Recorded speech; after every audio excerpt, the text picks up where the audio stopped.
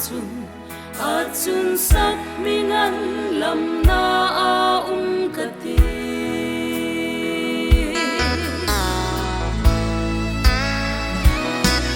pa to torot an ri pa chun hun dok kanoni satun khu var moi tak chu var ta ngati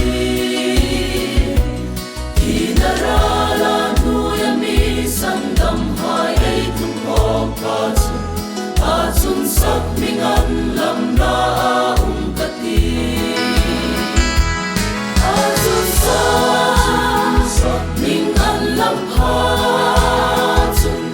achun sak mingan lam ha chun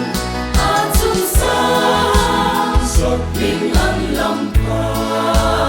chun achun sak mingan lam ha chun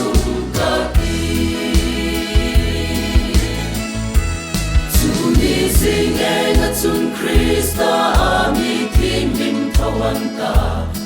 thâu rok na ro pui chu chang ve ngan ta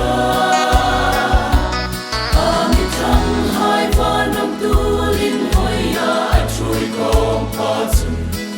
chun sak mingan lam na kati achun sak mingan lam ha chun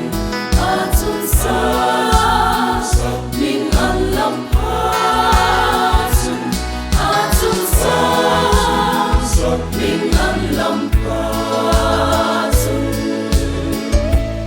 achun sak mingan lam ha chun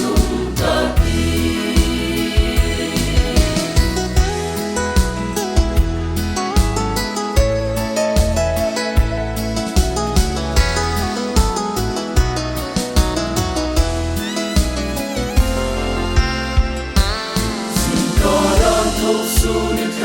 in ai lơ pa sin thong ai ti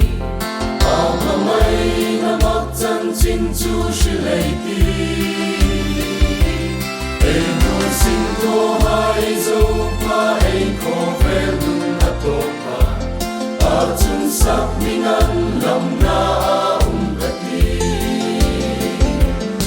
achun